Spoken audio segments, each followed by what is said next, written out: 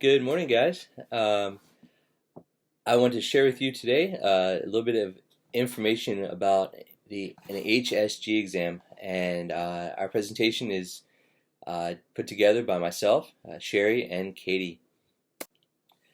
The purpose of an HSG is to demonstrate the uterine cavity and the patency of the uterine tubes. We want to see if the tubes are open up, if there's any problems with anything traveling through these tubes. Indications is infertility assessment. If a woman's having trouble getting pregnant, she might want to have this exam done, or a gynecologist might suggest that she has it done. To diagnose for structural or functional defects, and it also may be therapeutic if contrast dilates a blocked uterine tube. Many women find that after they have an HSG exam, they're actually able to get pregnant. So the contrast traveling through the tube sometimes just clears out maybe a small blockage that might be there. Another thing is to evaluate the uterine tubes after tubal ligation or reconstructive surgery to make sure everything looks the way it's supposed to. Reasons that a woman may not want to have an HSG is if she's pregnant. She wouldn't want to have this exam. If she has acute pelvic inflammatory disease, if she has active uterine bleeding, or if she, of course, has an allergy to iodine or iodinated contrast media.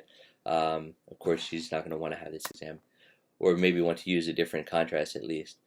Pathologies that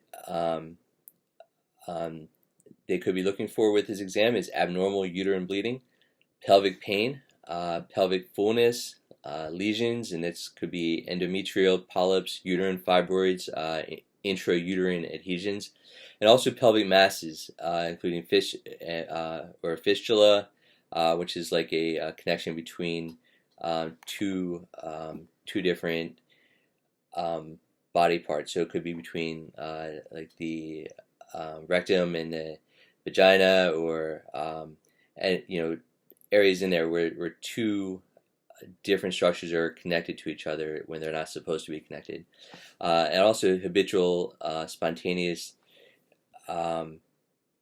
congenital defects. So some supplies that we're going to use for this is betadine, and that's going to be used for cleaning and sterilizing the vaginal walls and the cervix. Sterile gloves, 4x4 sterile gauze, 20cc syringe used for contrast, catheter, and this is inserted into the cervix to inject contrast into the uterus, an HSG tray, which will have a bunch of other supplies on it, which we'll look at in a second, and of course we're going to want to have the contrast as well. Here's some of the supplies that you should find in your HSG tray, and we'll go into these in more detail in a short video after this.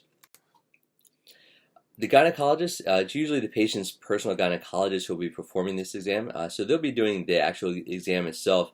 Us as radiographers will be preparing the supplies, we'll be taking images as requested by the gynecologist, we'll be informing the patient of everything that's going to be going on, and just making sure that they're comfortable throughout, and helping to make sure that everything goes smoothly. Patient prep, it's going to depend on the department protocols for the facility you're at, but usually they'll want to have proper bowel prep, and this could include laxatives, suppositories, or even a cleansing enema. Sometimes a mild pain reliever will be given before the procedure, and you always want to have the patient empty their bladder immediately before the procedure, and of course we're going to want to get the informed consent from the patient. This exam, not on here, but the exam, you want to have the exam performed 7 to 10 days after the beginning of the woman's last menstrual cycle, and also you want to make sure the patient thoroughly understands the procedure before you start. You want to talk them through the steps, just kind of let them know what to expect, because it can be pretty intimidating for many people. What's going to happen during the exam, the patient will be supine, in a supine position on the table, in a lithotomy position, their knees bent, or placed in stirrups if the facility you're at has stirrups on the table built in. The patient will be draped for privacy, and they'll also be draped with sterile drapes, and using sterile technique, using sterile techniques, the speculum will be inserted into the vagina. The vaginal walls and cervix are cleansed with an antiseptic solution, and after that, a cannula or balloon catheter is inserted into the cervical canal. So here's a catheter right here that can be inserted, or sometimes it's more like this picture right here. It's inserted and there's a little balloon on the end of the catheter that's inflated with this little pump right here, and then it's locked off so that it holds the catheter in place. Once the cannula or catheter, whichever is used, is placed, the physician will remove the speculum and place the patient in a Sleit-Trendelenburg's position. Sometimes they'll do this to help the contrast flow into the uterine cavity. After this, the gynecologist will fill the syringe with contrast and attach it to the cannula or the catheter and slowly inject uterine into the cavity under fluoroscopy. Now, this could be done under fluoroscopy, or they might have us take pictures at certain intervals as they inject the contrast. If the uterine tubes are patent, the contrast will flow to the ends and into the peritoneal cavity. And that's what you see right here. Both these tubes are open up, and you see the contrast flowing through all the way through, and it just flows out into the cavity there. Here it's showing a blockage on this side right here. So this side looks fine; it's going out like it's supposed to, but this side it's not. You see, it's blocked and it's not going through completely. If they are blocked at the distal end of the contrast will not spill out to the ends, but will expand the distal ends of the tubes. So here's a example of a normal HSG, and you can't see it real well, but it should be flowing out all the way to the ends here. The tubes are blocked. Sometimes you'll see this. You'll see here's where it's called a hysterosalpingogram, and it's where the tubes are enlarged by the contrast filling into them. They just expand and just get really large. Here's just a couple examples of what an overhead images might look like. And so, some of the images that we're going to want to take is we're going to usually get an AP Scout on a 10 by 12. For this, we'll center the CR 2 inches above the symphysis pubis. And then if fluor is available, the physician will inject contrast in small doses, or I'm sorry, if fluoroscopy is not available, as this is kind of what I was talking about a minute ago, the physician will inject contrast in small doses with an image taken immediately after each dose. And the images taken will document the contrast filling uterus and tubes. And if the radiologist, or the gynecologist wants to see from a different angle, they might ask us to take images at an RPO and LPO position as well. After the procedure is over, there's a few things we want to keep in mind first, and I want to start with this last one first here. We want to be emotionally supportive of the patient. They might have just received upsetting news from their doctor. Maybe they found out that they're going to have trouble being able to get pregnant. Maybe there's some other pathology that they found. So we just want to keep that in mind and just be supportive of them. We want to let the patient know that the contrast is clear and sticky and that they can expect some of this discharge. And we want to escort them to the bathroom and supply them with a clean washcloth and a feminine pad if they don't have one of their own. That's it for our PowerPoint. Now we have a short video for you guys of going through some of the supplies in more detail. And here we have Sherry and Katie to describe the equipment used for an HSG. Okay, so today we have 2 trays here for an HSG. Depending on your department protocols and your facility and what you have, it may differ between this, but this is what we have for the project today. So starting off with the tray here, we have a line 36 inches, which is used to connect to the 20 cc syringe. And we also will be injecting the contrast into that. We also have 2 PVP solutions that are 1 ounce each. We have 1 pack of lubricating jelly, 1 pack of ointment, one drape.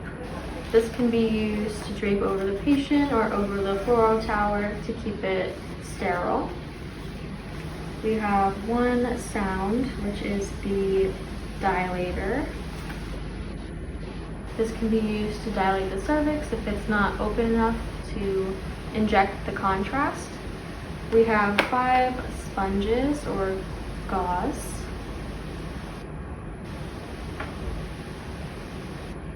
We have one pad,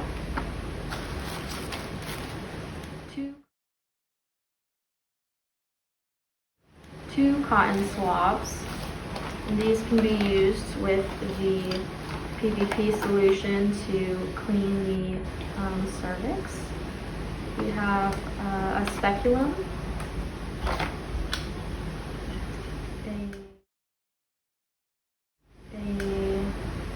two sponge sticks, which also can be used in the solution to clean the outside as well.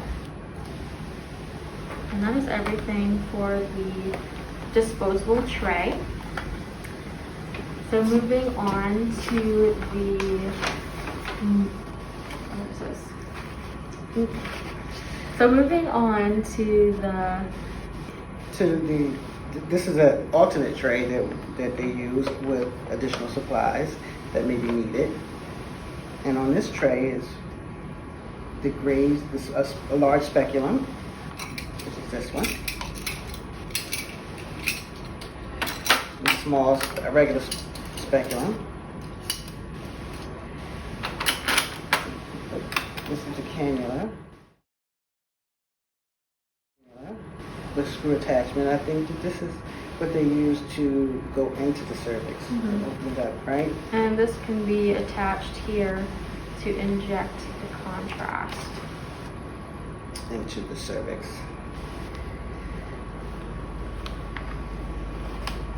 And it has an adapter, an acorn adapter. This comes off. And on top of this, there's supposed to be a tip.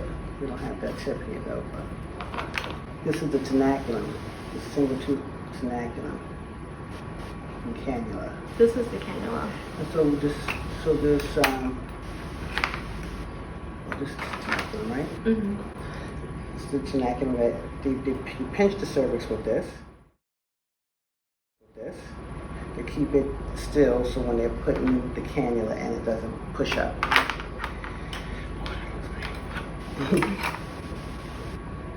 This is a sponge stick. You use the sponge stick to pick up these sponges, and you dip the sponges inside of your betadine and clean the cervix with them.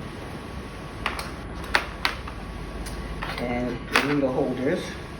The needle holders are used to hold, like something, the doctor might ask you to hold something or clamp something down.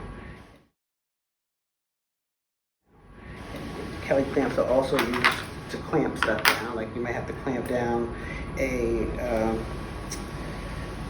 catheter or something that's inserted. You use the Kelly clamps for those. And the chemical indicator. This chemical indicator lets us know whether all these things in this packet is sterile. So it should be in the green area. If it's in the green area, you can use it. If it's not, then don't open it and don't use it. And that's it, right? And thank you for joining us for today's presentation of hysterosalpingogram.